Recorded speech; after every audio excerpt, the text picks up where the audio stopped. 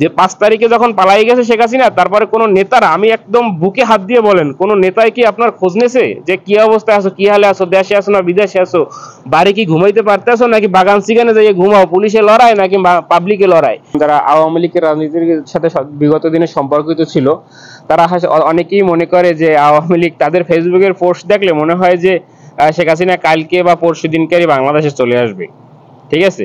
আবার অনেকে কয় ডাক্তার মোহাম্মদ ইউনূস তো পালাই যাবে, এই তো আর 2-4 দিন, আর তো 5-7 দিন।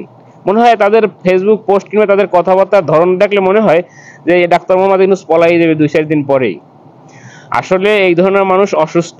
আওয়ামী লীগের একটা বরাবরই একটা টার্গেট ছিল একটা ব্রেন ওয়াশ জেনারেশন তৈরি করার। এক্ষেত্রে তারা কিছুটা সফল, কারণ এখনো যারা আওয়ামী লীগের স্বপ্ন দেখে যে ফিরে আসবে, তারা একেবারে 100% প্রপারলি ব্রেন ওয়াশ একটা জেনারেশন। যে কয়জনই মনে করেন এখনো স্বপ্ন দেখে যে আওয়ামী লীগ আবার বাংলাদেশের মাটিতে ফিরে আসবে। আবার অনেকে বলে ইতিহাস শেষ বলে কিছু নাই, ইতিহাস শেষ বলে কিছু নাই। তো এই ধরনের কয়েকজন আওয়ামী লীগের সাপোর্টারদেরকে আমি প্রশ্ন করছি যে ভাই, ইতিহাস শেষ বলে কিছু নাই, এটাও মানছি আমি, তো নতুন করে শুরুটা হবে কারে দিয়া?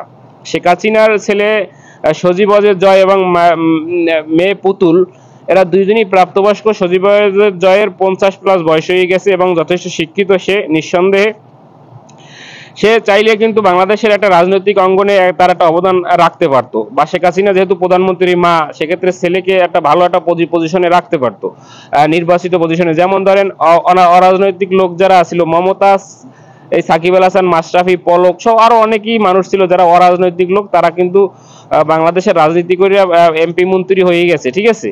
তো সেইখান থেকে যদি শেখ হাসিনা চাইতো যে পরবর্তীতে নেতৃত্ব তৈরি করবে, তাহলে নেতৃত্ব তৈরি করার অনেক সুযোগ সুবিধা ছিল।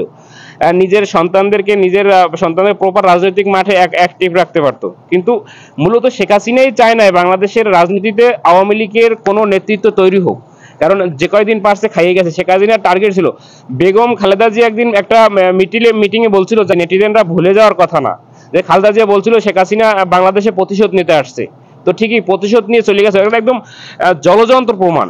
দেখেন, বাংলাদেশে শেখ হাসিনা 17 বছর ক্ষমতায় ছিল, কিন্তু শেখ হাসিনা ব্যতীত কোনো আওয়ামী লীগ আজ পর্যন্ত, আওয়ামী লীগের সাধারণ আমলা হামলা থেকে শুরু করে বড় নেতা, কেউই বলতে পারতেছে না এখন পর্যন্ত যে শেখ হাসিনার অবর্তমানে বাংলাদেশের আওয়ামী লীগের নেতৃত্ব কে দেবে।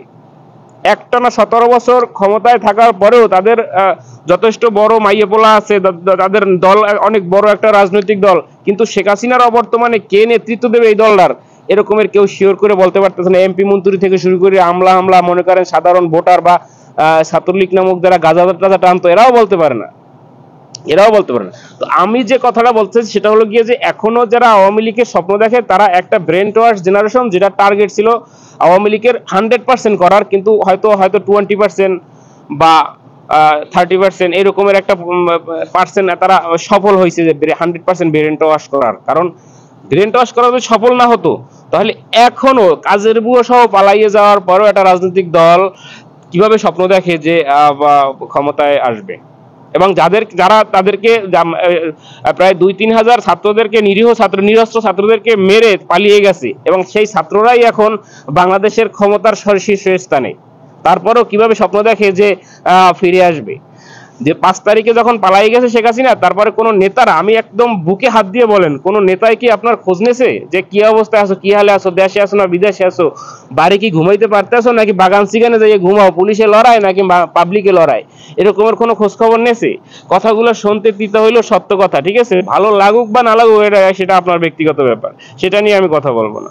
সুতরাং আমার কথা হলো গিয়ে যে বাস্তবতা যদি মেনে না নিতে পারেন, তাহলে আপনি মানুষের সিরিয়ালেই নেই, আপনি তো বাংলাদেশের কাজ আবর্জনা। দেশপ্রেমিক ভাইরা আমার ভিডিওটা শেয়ার করে দেন।